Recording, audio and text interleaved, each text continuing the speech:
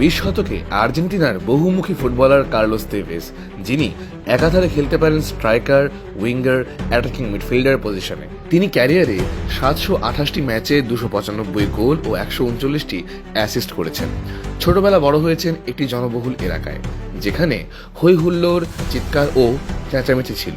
ছোটবেলার একটি স্মৃতিচারণ করতে গিয়ে তিনি একটি ঘটনা বর্ণনা করেছেন। তিনি যখন ইংল্যান্ডে খেলতে গিয়েছিলেন, ম্যান ইউ তখন তাকে একটি নির্জন বাগান ঘেরা বাড়িতে থাকতে দিয়েছিলেন। তার কথায়, যখন আমি ইংল্যান্ডে এলাম, তারা আমাকে বাসা দেখতে নিয়ে গেল। সেখানে একটি বাগান, গ্যারেজ, ঝকঝকে তক্তকে মেঝে এবং অফুরন্ত নীরবতা ছিল। কিন্তু তেভেজের বাল্যকাল কেটেছিল বস্তি এলাকায়। ছোটবেলার অভ্যাস তিনি ভুলতে পারেননি।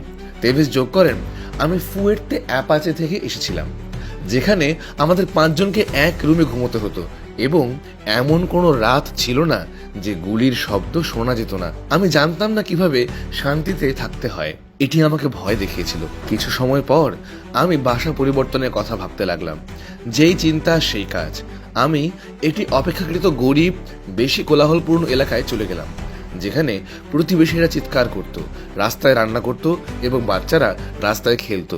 কার্লোস তেভেজ তার শেকড় ভুলে যাননি, বাড়তি ফুটানি দেখাননি। আমার শৈশব যা, আমি তাই। তেভেজ বলেছেন, এটাই ছিল আমার বাড়ি। আসলে আমরা সবাই একই জিনিসের স্বপ্ন দেখি না, এটাই বৈচিত্র্য।